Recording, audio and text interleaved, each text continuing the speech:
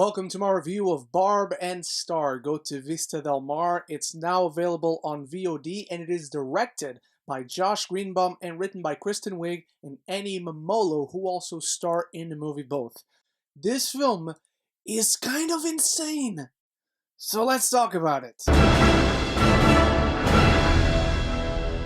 We follow lifelong friends Barb and Star, who embark on the adventure of a lifetime when they decide to leave their small Midwestern town for the first time ever. And this is just one of the plots, my friends, because there's actually a B plot that is utterly insane. I know I said this word before, I'll keep saying it throughout this review because it is. I want to thank Lionsgate UK for the screener that really left me with my jaw dropped, even though I was not expecting it. But before I crack on with my review, I want to know your thoughts. Are you excited? Have you already seen it? Let me know all your thoughts in the comments below. Start the conversation. And if you're new here, welcome to the channel. Why don't you consider clicking the subscribe button? It really helps me. It helps the channel. It's free, and you might just win a trip to Vista Del Mar with your best friend if you do so. I also have merch on sale on TeePublic and Redbubble.com. The links for that in the description if you want to support the channel even more. So let's start with the basics. Let's start with what you are kind of expecting with this film. Kristen Wiig and Mumolo are actually pretty good for the most part. I think they're giving good performances. I think their chemistry is off the chart, and I think they can be pretty fun. The characters, however, they can verge on annoying. I think it's very much something that's going to very much depend on the person who's watching it, and I think it's going to overall divide people whether they love them, the characters, or just find them utterly annoying. The film actually tries to have something interesting to say about lifelong friendships and getting out of your routine and breaking away from the mundane and what you already know and get out of your comfort zone, which I enjoyed. And this film looks fantastic. It's colorful, it looks incredible, the locations are fantastic, the cinematography is great in general, and it has a killer soundtrack. Not score, but soundtrack. The music choices in this film give it the necessary energy that it deserves. And it does have original songs, which leads me to the real star of this film, Jamie Dornan. My God, this dude is incredible. He actually comes across as the one person who is in another movie completely. He comes across as the only normal person in this entire film. The way he reacts to these characters and just basically everyone and everything around them actually grounds this film a little bit. But he also has one of the most insane musical numbers I have ever seen in my entire life.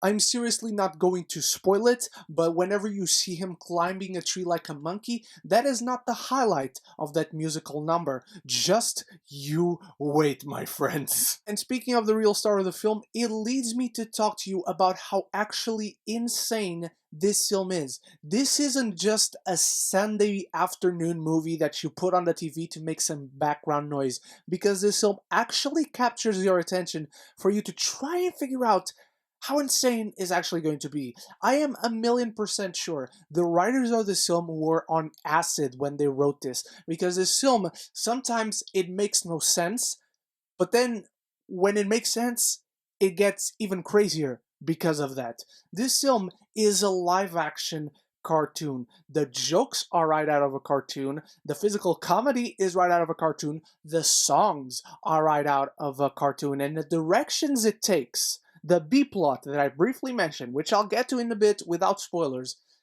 it's actually insane. It really is insane. There's a B-plot where someone, I have to be really careful talking about this, where someone wants to release a plague of mosquitoes seeking revenge for something that happened to them when they were a child. That's a Saturday morning cartoon, my friends. That's something that you watched back in the day. You woke up early on a Saturday to go and eat your cereal and watch Saturday morning cartoons, and that is actually what takes over this film. This B-plot actually takes over that A-plot, which was just two lifelong friends going on a vacation together for the first time, but then again, this is a cartoon.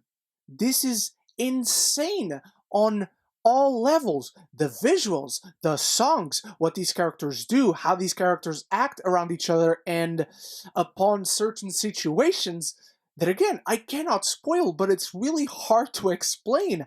I was having a laugh riot trying to just put in my head what was happening together. At one point, there's a random crab narrating this film, and it's not the end of the movie. So what is my point when I say that this film is insane? When I say that it is a cartoon, that it is zany, it's ridiculous, it knows it is ridiculous. My point is, it's not going to be for everyone.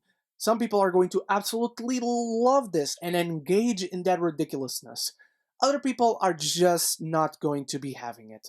This is a film that you should go with a certain mindset to, because again, it's not going to be that drama comedy where two friends go on vacation together. It's actually a cartoon that happens to have two friends going on vacation together at the same time. And there you have it. That's Barb and Star Go to Vista Del Mar. The first half didn't really work for me. I was trying to make sense of what was happening, but then I don't know how, and I can't even pinpoint an exact scene or moment, but the film just feels like it lives up to that zaniness and it commits to it so much, it's actually rather enjoyable. However, there's a really weird gripe that I have with this film, and that is its villain. I cannot post pictures of this villain. I won't even say anything about this, but this villain is played by someone who plays another role in the film.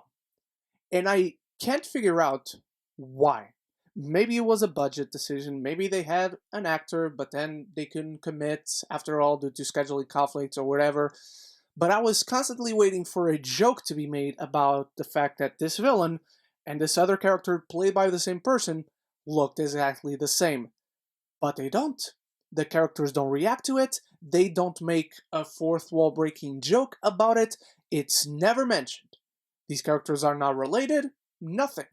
So it's just really odd that a decision was made to have this actor play two characters, and both of them pretty important for the film. The best way to watch Barb and Star is with friends, because it's a film that celebrates friendship, it's a film that kind of celebrates kindness, and again, if you have friends who are the same age as you and like you grew up watching Saturday morning cartoons, it is exactly this, just in live action. Look out for the musical numbers whenever this film decides that it is a musical, because they truly steal the show. Surprisingly enough for me, I can't say this is a great movie, but I can say this is damn enjoyable. I'm giving Barb and Star Go to Vista Del Mar a B-.